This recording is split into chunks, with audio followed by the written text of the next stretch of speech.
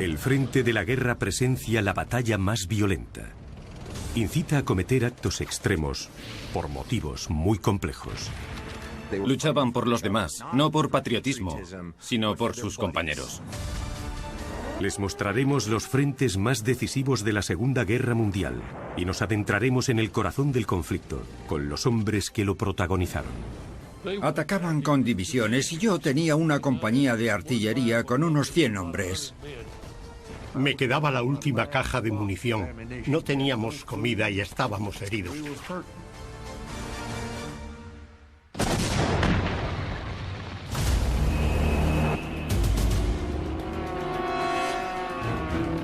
Finales de 1943, y la ofensiva aliada para expulsar a Hitler de Italia se topa con un obstáculo.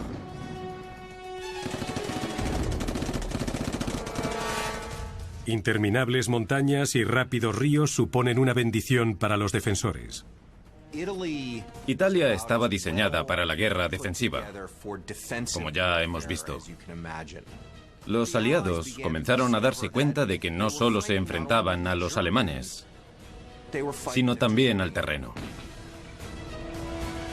A pesar de que Italia ha dejado de lado a Mussolini y se ha alineado con los aliados, los alemanes ocupan el país y no están dispuestos a ceder ni un centímetro.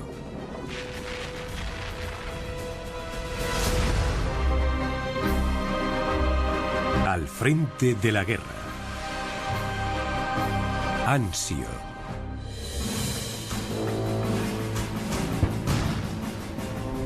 Tras meses de dura lucha, los británicos y estadounidenses han tomado las principales ciudades del sur de Italia, pero se topan con Roma, que sigue bajo un estricto control alemán. La campaña aliada no va a ninguna parte. En una reunión de crisis, Churchill trata de convencer a Eisenhower de que solo hay una manera de entrar.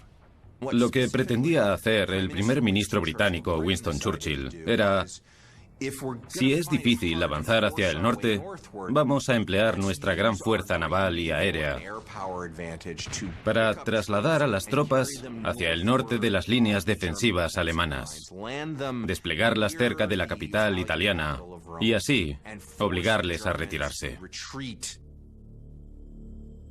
Churchill pretende que una enorme flota llegue al puerto de Anzio, cerca de Roma, golpeando al flanco alemán para crear un segundo frente. Espera que esto aumente la presión en la actual posición defensiva alemana, la línea Gustav, a unos 100 kilómetros al sur. La idea era que los refuerzos alemanes se alejaran de la zona de Monte Cassino y de la línea Gustav, que es donde los aliados estaban atacando en ese momento.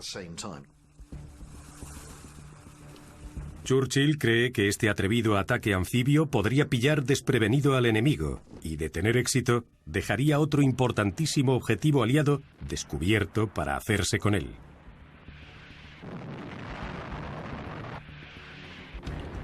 Si no alejamos a los refuerzos alemanes de la línea Gustav, esas fuerzas de Anzio podrían amenazar e incluso tomar Roma, que se encuentra a tan solo 32 kilómetros. El plan de Churchill, al que llamaron en clave Operación Shingle, recibe el visto bueno, pero muy pocos son conscientes de los riesgos que conlleva.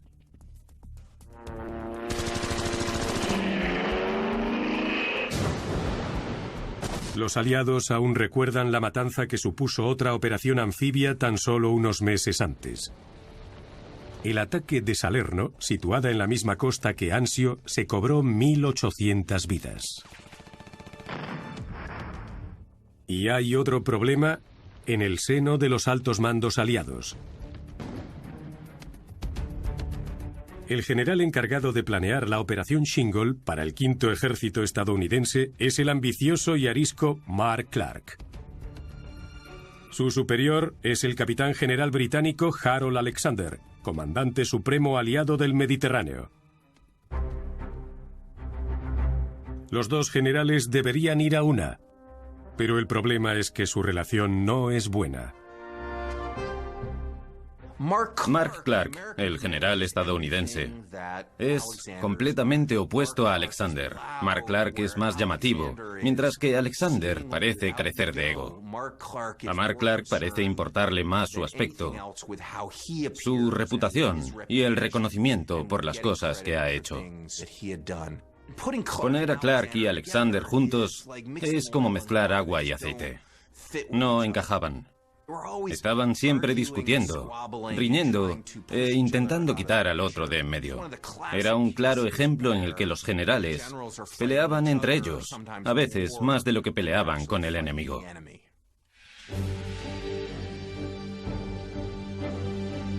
Por si esto fuera poco, le encargan la puesta en marcha en la Operación Shingle a un general que no está a la altura. El general estadounidense al que encargaron esta operación fue John Lucas, que era un hombre bastante taciturno y pesimista. Tenía sus dudas acerca de la operación, si los alemanes defenderían el puerto de Anzio de forma eficaz y si todo el plan supondría una trampa mortal para sus tropas.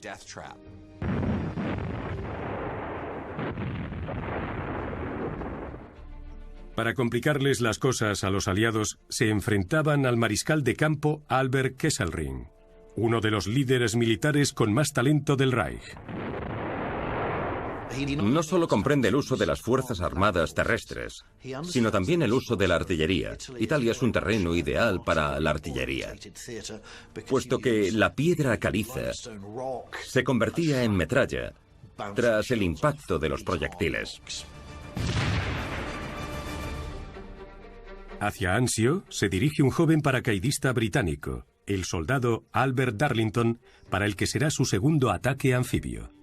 Con 17 años, ya es un veterano del sangriento desembarco en Salerno. El primer tiroteo que vi fue en la playa de Salerno. Llegas hasta la playa y el agua estaba muy profunda. El agua puede llegarte por las rodillas, pero a nosotros nos llegaba por aquí. Así que empiezas a agobiarte y a soltar todo el equipo.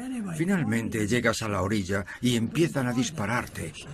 Si el de la ametralladora empieza a barrer la playa a disparos, es probable que te alcancen. Te agachas lo más rápido posible y huyes de la playa. Ese fue el primer tiroteo que viví. Para lograr que los hombres lleguen a tierra en un ataque anfibio, es necesario contar con un enfoque muy bien coordinado y planificado. El motivo por el que las operaciones anfibias son tan difíciles es que necesitas varios servicios juntos. Es complicado que regimientos diferentes trabajen juntos, pero conseguir que varios servicios como el ejército de tierra, de aire y la armada trabajen juntos por un objetivo común es casi imposible. Churchill quiere que el ataque anglo-estadounidense sea rápido y potente y que suponga un golpe letal para los alemanes.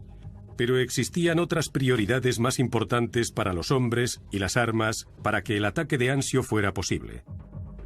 Los generales aliados no solo se centran en Italia, sino en el inminente desembarco en Normandía.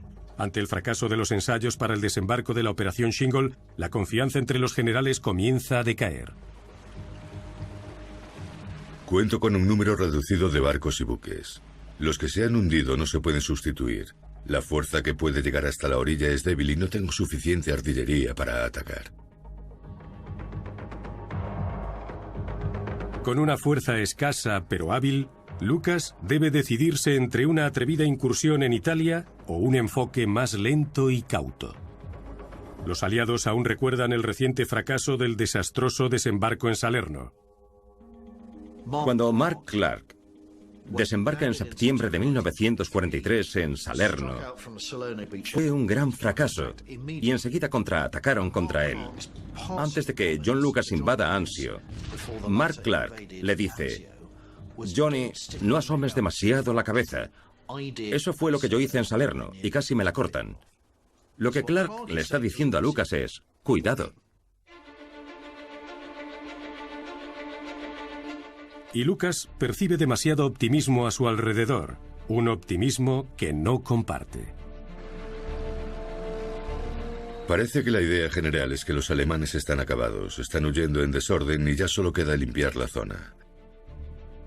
Los desesperados combates que he presenciado en los últimos 4 meses me han enseñado algo. No estamos en Roma. Aún no. Al final me obligarán a desembarcar con escasas fuerzas y me meterán en un buen lío. ¿Y de quién será la culpa?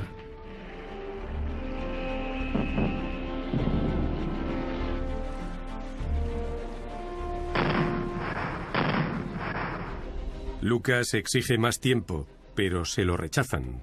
Solicita más buques anfibios y se los vuelven a negar. Se fija la fecha del ataque, el 22 de enero de 1944.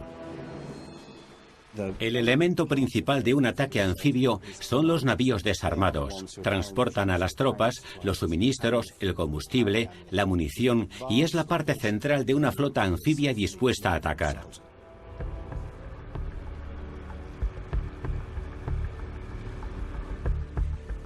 Como apoyo, contamos con los propios elementos de combate, es decir, las plataformas móviles de disparo, como los buques con misiles, los destructores, los monitores, los cruceros o los buques de guerra, que deben lanzar todo el fuego posible sobre su objetivo en tierra, por lo que funcionan como artillería por mar, al igual que la artillería de tierra.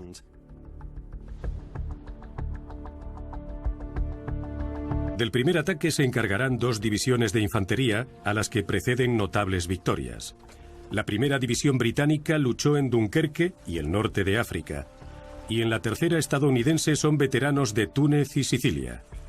En las operaciones anfibias de Anzio nos encontramos con buques muy pequeños, normalmente con un par de pelotones, 50 o 60 hombres que son los que cuando baja la rampa se dirigen a la playa y llevan a cabo el primer ataque. El sábado 22 de enero de 1944 comienza la Operación Shingle. Con el recuerdo de la matanza en las playas de Salerno, el joven Albert Darlington y sus compañeros se preparan para lo peor. No puedo decir que no tuviera miedo, porque es imposible no tener miedo cuando te están disparando y ves sangre derramada por todas partes. Sangre por aquí y por allí. Estás preocupado y asustado, pero hay que seguir. Hay que moverse y esconderse detrás de algo para protegerte. Una roca, una montaña de arena o lo que sea. Finalmente, si tienes suerte, llegas a la orilla.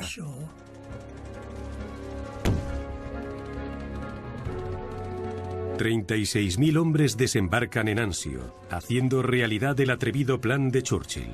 Ninguno de ellos es consciente de lo que les espera.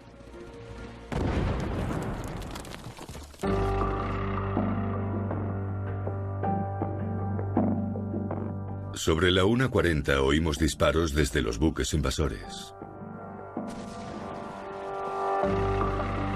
Lo curioso es que no oímos ningún disparo procedente de la playa. Comencé a bajar la rampa. Con el fusil por encima de la cabeza, avancé.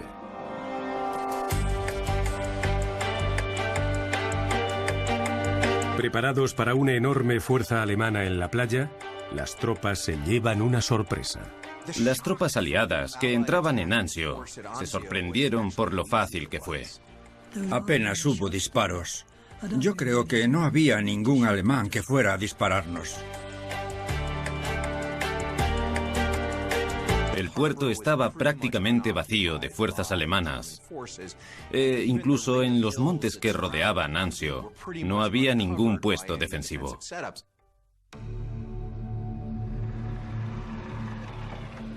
Aparentemente, las tropas han traspasado líneas enemigas en uno de los ataques anfibios más fáciles de toda la guerra. Había funcionado la idea de Winston Churchill. Habían sorprendido a los alemanes. Habían conseguido desembarcar una gran fuerza tras las líneas defensivas alemanas y se les abría el camino hacia Roma. Los generales aliados no se creen la suerte que han tenido. Han pillado a Hitler desprevenido y tienen la oportunidad de echarlo de Italia para siempre. El motivo de tal ausencia de oposición será evidente más tarde. A lo largo de toda la guerra, la inteligencia cometió algunos errores, y esto fue uno de los puntos débiles de los alemanes. Los servicios de inteligencia alemanes habían informado a Kesselring de que no debía temer una invasión aliada en el Mediterráneo. Confiando en esta información, a Kesselring no le preocupaban demasiado sus flancos. El error de Kesselring es una bendición para la invasión aliada, que ven abierto el camino hacia Anzio y el interior. El general Lucas debe elegir entre adentrarse en el corazón de Italia con una escasa fuerza o aguantar y consolidar su posición. Es una decisión que lo atormenta. ¿Qué hace? Podría entrar de inmediato y dirigirse hacia Roma, que está muy cerca y apenas hay alemanes en los alrededores. Pero ¿qué pasa? Le han advertido que sea cauto, algo que ya lo caracteriza, por lo que decide preparar su defensa y disponer toda la logística primero. Pero la cautela supone arriesgarse a perder la oportunidad que ofrecía el éxito del desembarco y el error de Kesselring. Los superiores militares de Lucas, Clark y Alexander, esperan nerviosos, preguntándose cuándo se adentrará su general en Anzio. Desde un punto de vista militar, la decisión de Lucas de afianzar su posición en la playa tenía motivos que la apoyaban. Sin embargo, dadas las circunstancias, ante la falta de resistencia al desembarco y tan poco movimiento de tropas alemanas, era el momento perfecto de lanzar un ataque de órdago y adentrar a sus hombres y su equipo en el interior lo antes posible y lanzarse hacia el enemigo. Sin duda, su decisión militar no fue la acertada. Lucas se opuso a ello. Los alemanes jamás habían dudado en reaccionar de manera rápida y decisiva. Y esto constituye una buena comparación entre los dos ejércitos en ese aspecto. Puede que Kesselring haya recibido el mensaje equivocado, pero sabe cómo responder al ataque sorpresa de los aliados. Cuando se entera del desembarco aliado en Anzio 2 horas más tarde, las tropas de reserva alemanas se ponen en marcha para contener o atacar a las fuerzas aliadas y que regresen al mar. Mientras evalúan la situación en la playa, Lucas y Clark estiman que las tropas alemanas tardarán 6 días en llegar con una fuerza significativa. Será una valoración errónea y catastrófica.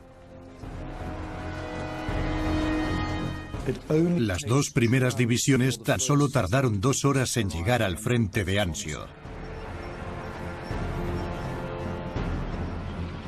Esto se explica por la capacidad general del ejército alemán de reunir a sus fuerzas en ese momento concreto. De cada rincón de la Italia ocupada, las tropas alemanas, los blindados y los suministros se apresuran hacia el sur. Esta celeridad se debe a una magnífica infraestructura logística. La clave para comprender las fuerzas armadas alemanas es el ferrocarril. En 1944, con todo el territorio ocupado, los alemanes cuentan con unas 50.000 locomotoras y 3 millones de piezas de material rodante. Es decir, un asombroso empleo del ferrocarril. Kesselring decía, llevad al frente todas las tropas de reserva, da igual de dónde vengan. Necesitamos tropas que defiendan Roma de este desembarco en Anzio, que vengan de donde sea. Y los ferrocarriles estaban abarrotados de vagones de carga y de pasajeros que transportaban a las tropas y todo su equipo hasta Anzio. En una semana, un paisaje vacío de tropas alemanas se encuentra abarrotado con más de 70.000 hombres. Se encuentran con un asombroso número de fuerzas alemanas que han conseguido reunir y que superan a las de Lucas, que de repente, por su carácter cauto, es como el conejo sorprendido por unos faros. Se queda completamente paralizado.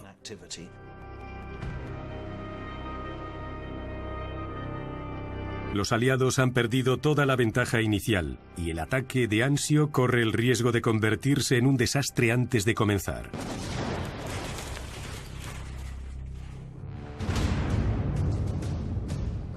3 días después del desembarco, casi 2 divisiones completas de tropas alemanas avanzan hacia Anzio.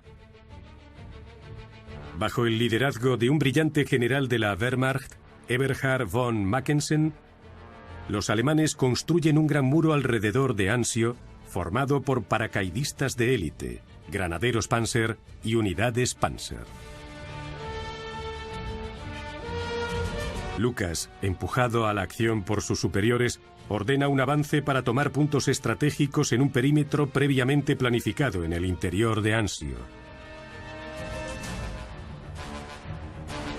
Incluso ahora, parece que los aliados podrían lograr la victoria a pesar del aumento de las tropas alemanas. Desde el punto de vista aliado, contaban con efectivos y podrían recibir más. Por supuesto, también poder naval, buques de guerra, cruceros, lo cual supondría fuego pesado contra los defensores. También contaban con el control del aire.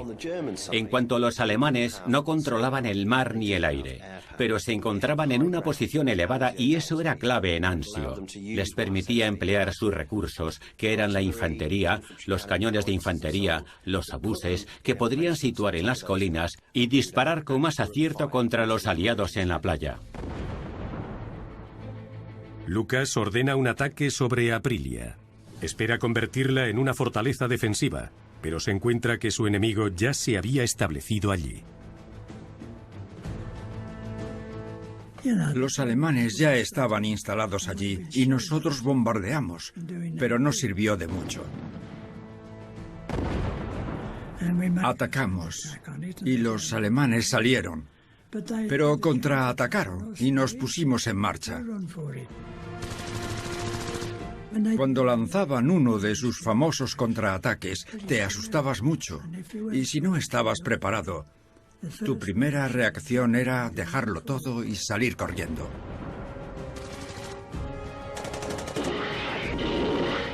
Aprilia se ve sumida en una encarnizada lucha urbana y los aliados se ven obligados a evacuar las casas una a una. Entrar en los edificios siempre era peligroso cuando echabas la puerta abajo. No sabes si se trata de una trampa en realidad. ¿Qué haces? Primero lanzas granadas por todas las ventanas. Todas las que puedas, sí. Y luego irrumpes con la esperanza de que todos hayan escondido la cabeza y de que no haya nadie vigilando la puerta. Irrumpes en la casa, lo barres todo a disparos, respiras y miras qué hay. Sí. Esa era la táctica de evacuar las casas. No era muy técnica, pero funcionaba. Así es como había que hacerlo si quería salir con vida. Los aliados dirigen ahora la ofensiva y lanzan un doble ataque sobre los pueblos de Cisterna y Campoleone. La tercera brigada de infantería británica, que incluía a los Sherwood Foresters, encabezaron el ataque a Campoleone. Encontraron una línea de ferrocarril que les bloqueaba el paso, la trampa de infantería perfecta preparada por los alemanes. Una y otra vez, los Sherwood Foresters atacan la línea y una vez más son derrotados. Mucha falta de información y ningún apoyo. Las bombas chillaban como brujas enojadas y malvadas. Caían disparos por todas partes y la metralla era como granizo. Las balas aparecían sin saber de dónde.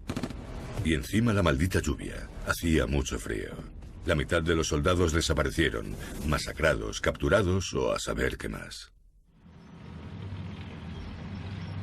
La primera división armada del general Harmon acude en su apoyo. Entonces, el general descubre el motivo del lento avance de los Foresters. Había cadáveres por todas partes. Jamás había visto tantos cadáveres juntos. Estaban tan cerca unos de otros que debía andar con cuidado. Grité buscando al general al mando. De una trinchera salió un cabo cubierto de barro. Era el mando más alto que seguía con vida. Me saludó fríamente. Le pregunté, ¿cómo vamos? Bueno, señor, me dijo.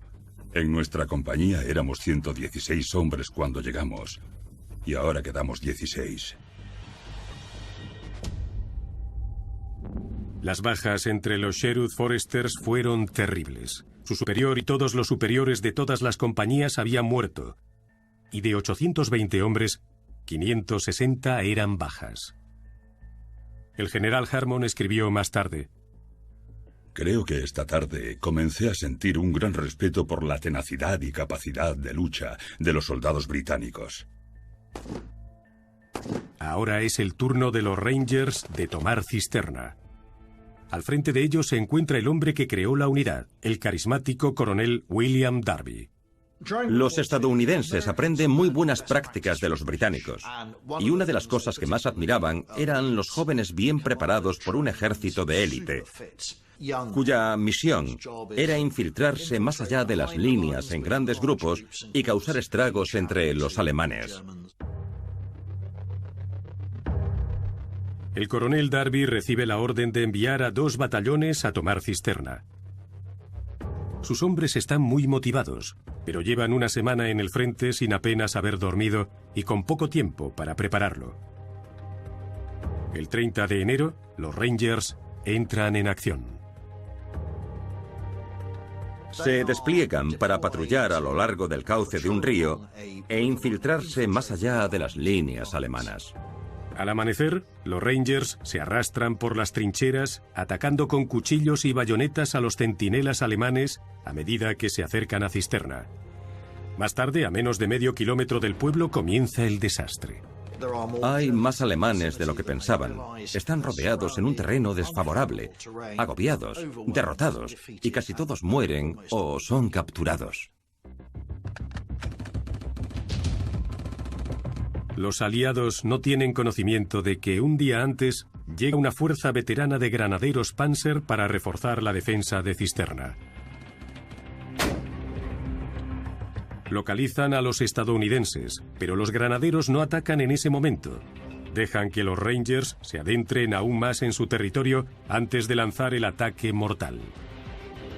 De los batallones primero y tercero de los Rangers, solo regresaron 6 hombres. El resto murieron o fueron capturados. Esto causa un enorme efecto y hace mella en el orgullo estadounidense. Supone la pérdida de tropas muy capaces, así como de todo su equipo, en un momento en que escasean los efectivos en el Mediterráneo y Anzio no está saliendo bien. La propaganda alemana funciona a plena marcha y hacen desfilar a los Rangers capturados por Roma. Lo mejor de las fuerzas especiales estadounidenses protagonizan muchos artículos de las noticias alemanas. Frente del sur de Italia. Nuestras tropas frenaron el avance de los británicos y estadounidenses desde Nettuno, desde donde el enemigo quería conquistar Roma. Más de 4.000 prisioneros han sido capturados en las batallas acontecidas en la zona de Nettuno.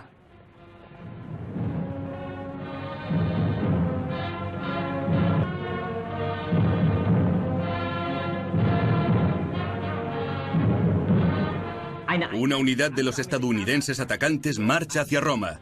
Una vez más, no lo hacen como vencedores, sino como prisioneros. Creo que los alemanes no son conscientes de lo que han logrado. Lo ocurrido tiene un efecto multiplicador sobre los estadounidenses, que se toman esto muy mal. Se exagera la eficacia de los alemanes. Si son capaces de hacer esto con nuestra mejor tropa de élite, ¿de qué más serán capaces? Una vez más, esto aumenta el mito propagandístico de que los alemanes, que son muy buenos, son aún mejores si pueden superar a nuestros Rangers. Su fundador, el coronel William Darby, se vio superado por esto. Cayó en un estado de depresión casi suicida, porque habían aniquilado a los Rangers en masa. Los ataques de Cisterna y Campoleone en la primera ofensiva aliada son un desastre, y los alemanes no habían hecho más que comenzar. En la playa, las primeras unidades del improvisado hospital de campaña aliado se ven superadas por los primeros heridos. En las primeras 36 horas, el hospital recibió 1.129 heridos en el combate. Heridos que se repartían por todas las tiendas. El ver tantos hombres mutilados y sangrando me resultaba horrible. Apenas había espacio para caminar entre las camillas.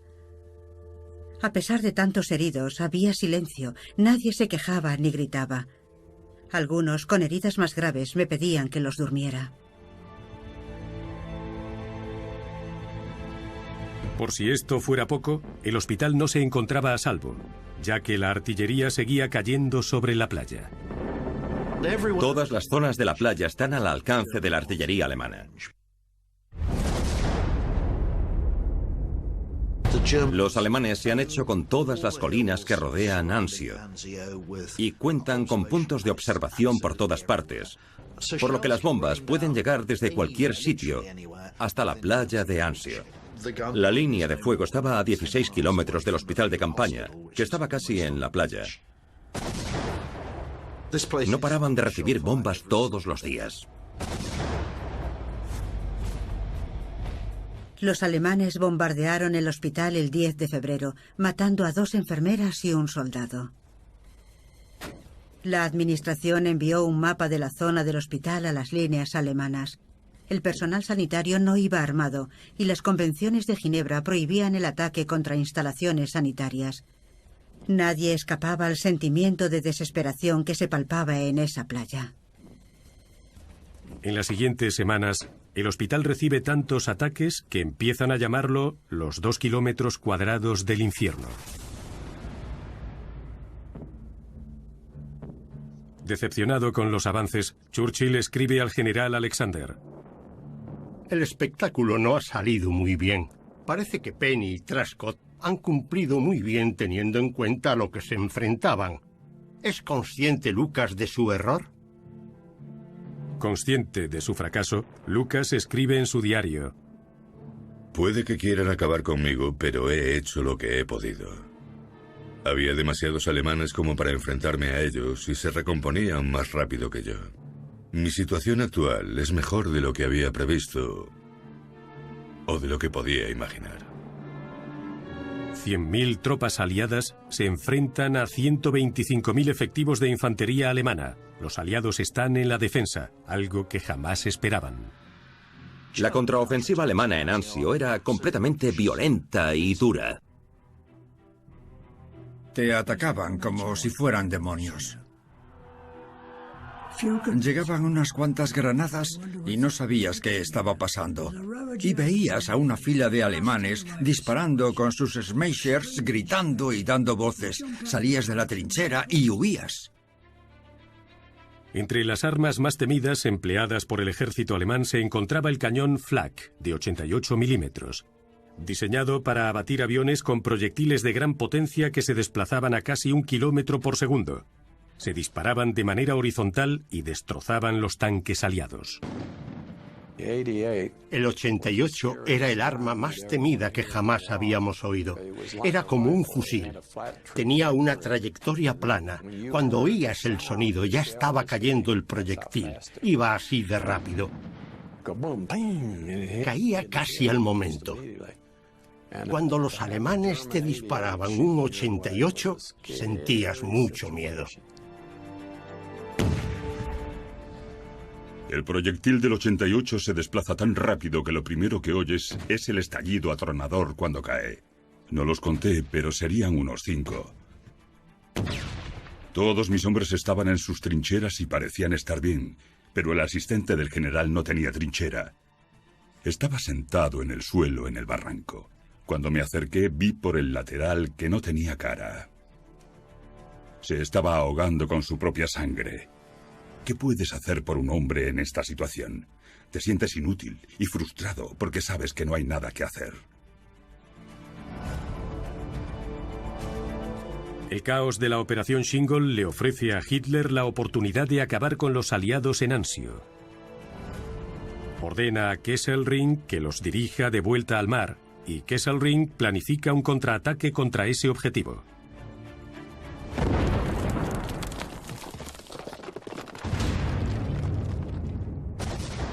A las 6 de la mañana, los alemanes anuncian su ataque con una lluvia de artillería. Von Mackensen dirige a sus unidades más potentes contra las líneas estadounidenses. Las órdenes de Hitler son presionar hasta haber recuperado toda la playa. Si llegan hasta ti y ejercen presión, lo único que puedes hacer es ir hacia el mar. Al día siguiente, los alemanes abren una brecha de más de 3 kilómetros de ancho en el frente estadounidense y avanzan más de 1 kilómetro. A poca distancia del mar, von Mackensen emplea todos sus recursos. Los aliados emplean toda su potencia de fuego y disparan todas las armas posibles contra los alemanes, además de enormes ataques aéreos. Nunca he estado más asustado. Todos lo estábamos. Antes del combate, miré a mi compañero y nos dimos la mano. La orden era avanzar y nos adentramos entre balas, granadas, mortero y proyectiles. Nos estaban esperando. No teníamos opción. A mi compañero Billy lo mató un francotirador. A mí me dispararon en el hombro y me evacuaron. Tuve suerte. De todo nuestro pelotón de 35 hombres, solo sobrevivimos 10.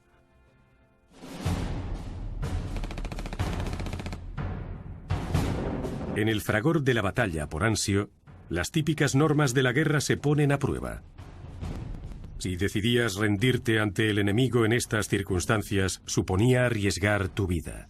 La peor preocupación de un soldado es que no vas a sobrevivir los primeros minutos, porque es más probable que te rindas a mitad de la lucha. En ese caso, el enemigo estará muy alterado y estará pensando en su supervivencia, no en la tuya, por lo que lo más fácil en esa situación, según muchos de ellos, sería matarte y seguir. Para Albert y sus compañeros, la decisión de tomar un prisionero de guerra se presenta cuando un francotirador, que ha matado a varios hombres de su unidad, trata de rendirse. Por algún motivo, este hombre decidió que ya era suficiente. Levantó las manos, salió donde podíamos verlo y comenzó a caminar hacia nosotros, riéndose. El francotirador, sonriendo, espera salvarse, pero su rendición es recibida en la unidad de Albert con sentimientos encontrados. Estaba diciendo, oye, lo siento, se acabó. Y un sargento le dijo, de eso nada. Pegó un salto con un subfusil Thompson, se levantó y lo acribilló en mitad del campo. A este sargento no le pareció gracioso, y no me extraña, porque había acabado con 2 o 3 de los nuestros, y todos nos preguntábamos, ¿dónde está el maldito francotirador? Y de repente sale así sabiendo que no le vamos a disparar. Pero se equivocó. Le dispararon. Las convenciones de Ginebra son muy claras. Cuando un soldado levanta las manos con la intención de rendirse, no debes abrir fuego contra él, sino tomarlo prisionero y alejarlo de la zona de peligro lo antes posible. Ambos bandos incumplíamos las convenciones de Ginebra todos los días de la semana. El 19 de febrero, los alemanes constituyen una fuerza desgastada. La orden de Hitler de hacer retroceder a los aliados con un contraataque decisivo ha fracasado. Casi 5.500 alemanes yacen muertos en uno de los campos de batalla más pequeños de la historia, y más de 200 efectivos aliados han muerto.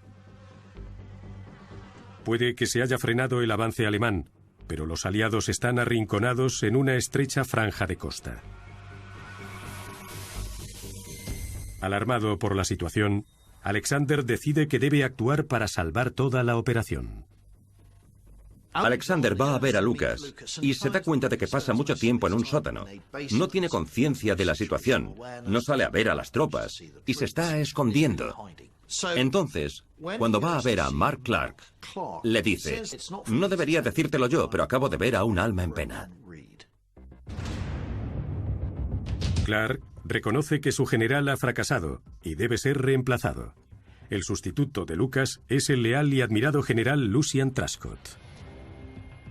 Mucho más alegre, mucho más dinámico, más joven. No será el que consiga salir de la playa, pero le dará un ambiente más positivo a la situación. El nombramiento de Truscott restablecerá la confianza, pero cuenta con pocas opciones para solucionar la crisis. Ambos bandos están muy debilitados para una batalla decisiva. La situación no tardó en llegar a un punto muerto. Los alemanes eran incapaces de contraatacar y hacer que los aliados regresaran al mar. Los anglo-estadounidenses no abandonaban la playa de Anzio porque no podían tomar las colinas que tenían enfrente y expulsar a los defensores alemanes. El punto muerto de Anzio se convierte en un salvaje duelo de artillería. La única esperanza de supervivencia para la infantería se encuentra bajo tierra. Yo sobreviví a Anzio cavando trincheras. Si me paraba en algún lugar, cavaba un agujero y siempre tenía uno listo para meterme. Lo hice muchas veces. Recibíamos disparos constantemente. Prácticamente todos los días nos bombardeaban. Es increíble cómo llegas a acostumbrarte a tantos bombardeos. Me he visto en situaciones en las que no paraban de caer bombas y ya ni siquiera me giraba para mirar. Vaya, ya estamos otra vez. Si te tocaba morir, morirás. Si no, no te pasará nada. Los aliados y los alemanes se atacan mutuamente con todo lo que tienen. La superioridad aérea permite a los aliados golpear al enemigo con pesados bombardeos aéreos. Y los alemanes despliegan la mayor pieza de artillería de su arsenal. Con capacidad de disparar un proyectil de 255 kilos a más de 60 kilómetros, el Krupp K5, de 200 toneladas, aterroriza a la infantería aliada. Lo llaman Anzio Annie. Era un enorme cañón montado sobre un vagón. Lo disparaban hacia la playa. Era un cañón gigante. Lo oías hacer.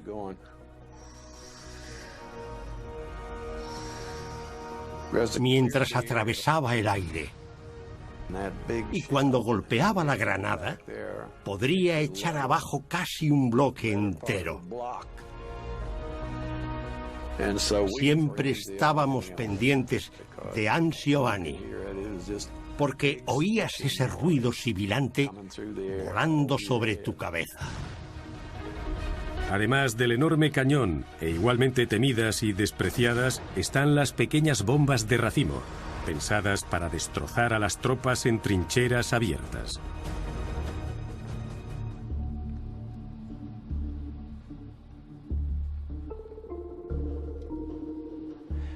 Las tropas aliadas se encontraban escondidas en una serie de trincheras, vigiladas por los alemanes desde las montañas por todas partes. De día, los alemanes los atacaban con artillería y por la noche usaban esto. Se trata de la Butterfly S-2, una de las primeras bombas de racimo que se emplearon. La aviación alemana sobrevolaba y soltaba varios cientos de bombas. Se asemeja a una mariposa por las alas y tiene una espoleta que al lanzar la bomba gira para provocar la detonación. Lanzaban cientos de ellas de una vez y cubrían el campo de batalla, por lo que si estabas en una trinchera abierta como esta, no tenías protección. Podían detonar con el impacto, podían ser de detonación retardada, de manera que creías que no había peligro, o peor aún, que se activara con el movimiento y al golpearla o lanzarla explotase. Las tropas de Anzio la detestaban. Sin duda alguna, los soldados aliados odiaban la mariposa.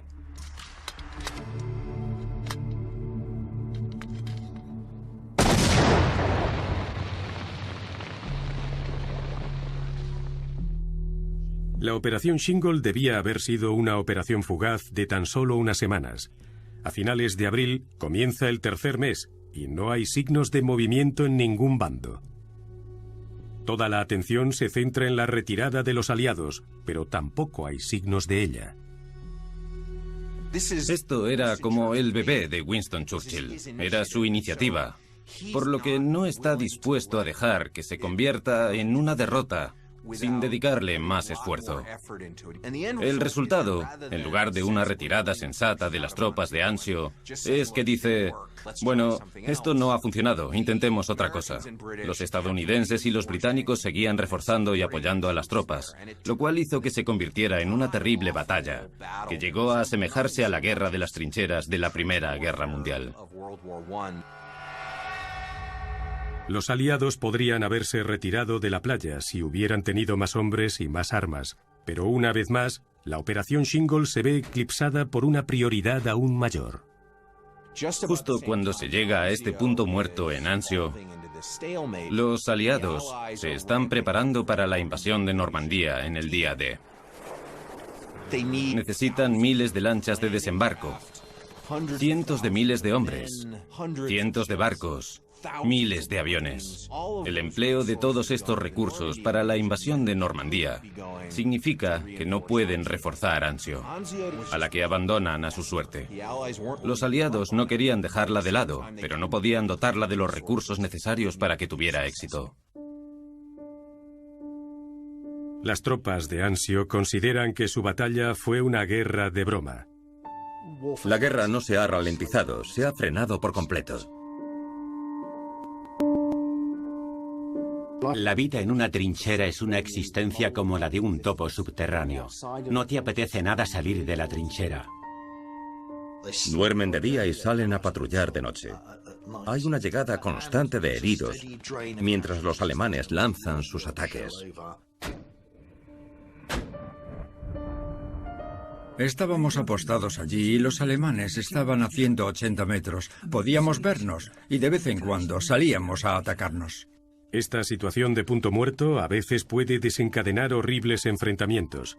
Las patrullas se convierten en batallas sangrientas, en las que la infantería se enfrenta al enemigo a corto alcance. La evacuación de una casa también puede terminar siendo una carrera desesperada por matar o terminar muerto. Empleábamos una táctica muy frecuente. Echaba la puerta abajo. Lo barría todo a disparos y acababa con todos. Recuerdo dispararle a un alemán que estaba al pie de una escalera. Entré, empecé a disparar, cayó y pasé por encima de su cuerpo. Se quedó allí tumbado. Lo miré y pensé, vaya, es tan joven como yo. Y me sentí podrido. Como si no se pudiera matar a alguien de tu edad. A finales de abril, y con el desembarco de Normandía a tan solo unos meses, los aliados deben aprovechar todas las ventajas estratégicas que se les presenten. La salida de Anzio es ahora una prioridad, y el general Alexander diseña un plan para solucionar el problema y ejercer una gran presión sobre los alemanes a tiempo para el día D en Francia. Con una doble jugada, Alexander pretende atacar dos ejércitos alemanes con un movimiento de pinza y expulsar para siempre a los alemanes de Italia. Los aliados de Monte Cassino obligarán a los alemanes que defienden el monasterio a retirarse hacia el norte, hacia Roma, justo cuando las tropas de Anzio abandonan la playa para atraparlos. El plan de Alexander es la fusión de estos dos campamentos aliados, los de Monte Cassino y los de Anzio. Van a juntarse para atrapar a los alemanes. Y es primordial que los aliados de Anzio no se vayan demasiado pronto, porque los alemanes se enterarían de lo que está pasando. El éxito del plan depende de ajustar los tiempos y lograr una coordinación excepcional entre el mariscal de campo Alexander y Mark Clark. Si diera resultado, podrían lograr una victoria decisiva para los aliados en Italia. La bautizan como Operación Diadema y se pone en marcha el 11 de mayo con un gran ataque a las líneas alemanas en Monte Cassino. Las tropas procedentes del sur atacarán a los alemanes en una dirección y las procedentes de Anzio los atacarán en otra. Los alemanes estarán rodeados, destruirán sus ejércitos y será el final de la campaña italiana, porque ya no quedarán tropas alemanas en Italia. El 23 de mayo los aliados se marchan de Anzio, mientras que por el sur, Alexander, por fin, se adentra en la línea Gustav y obliga a los alemanes a ir hacia el norte. Realmente todo salió muy bien. Los alemanes no tardaron en retirarse con los aliados pisándoles los talones.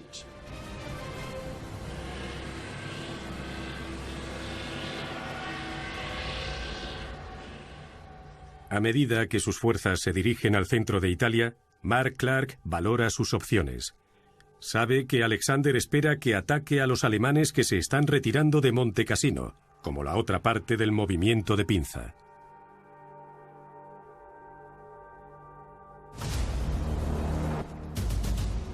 Mark Clark, siempre en busca de publicidad, contaba con un equipo de prensa de 50 personas encargadas de las noticias y las comunicaciones. Por tanto, envía a sus tropas no solo a bloquear el paso del ejército alemán, incumpliendo las órdenes, sino a dirigirse hacia Roma, porque sabe que así estará en los titulares de los periódicos de todo el mundo. El liberador de Roma.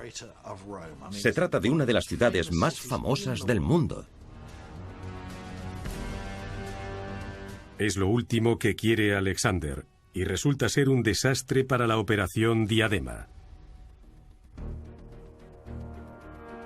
Lo que Clark debía hacer no era dirigirse hacia Roma, sino perseguir a los defensores alemanes para que los atacantes aliados del sur pudieran marchar hacia la capital. Pero, conociéndolo, no le bastaba con eso. Él tenía que ser quien liberara Roma. Todo salió catastróficamente mal. Porque, ¿qué ocurre?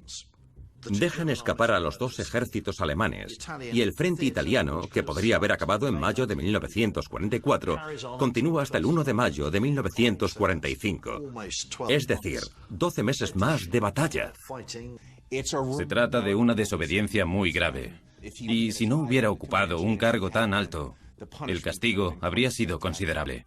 El ansia de publicidad de Clark no da los frutos que él esperaba. Será más recordado por su desobediencia y traición a la Operación Diadema que por la liberación de Roma. Hay quien dice, Mark Clark, te has manchado las manos de sangre. Te dieron la oportunidad de contenerte y derrotar a los alemanes en retirada. No la aprovechaste y en lugar de eso te quedaste en Roma a coleccionar abrigos de piel. En lugar de poner fin a la campaña italiana, un año más tarde, los soldados británicos y estadounidenses seguirán muriendo mientras luchan con lo que queda del ejército alemán en Italia. Mi división perdió a 3.000 hombres que murieron o resultaron heridos en los 3 primeros días. Las calles estaban atestadas de cadáveres y edificios derrumbados. Había fuego por todas partes, de la artillería o de fósforo blanco. Nos ahogábamos con el humo y el polvo de los edificios derrumbados. Seguro que el infierno no era muy diferente. A Albert Darlington se le acabó la guerra bruscamente la Navidad de 1944 cuando salió a patrullar en el Valle del Po. Un 88 milímetros. Me alcanzó en ambas piernas, en el estómago. Esta mano quedó destrozada. Y esta también se me rompió. Tardé 5 años en poder andar bien. Incluso entonces tenía una prótesis en la pierna. Sí. Pero Albert tuvo suerte. En el último año de la guerra en Italia, entre 60.000 y 70.000 hombres perdieron la vida antes de que la victoria en el norte de Europa pusiera punto final al conflicto.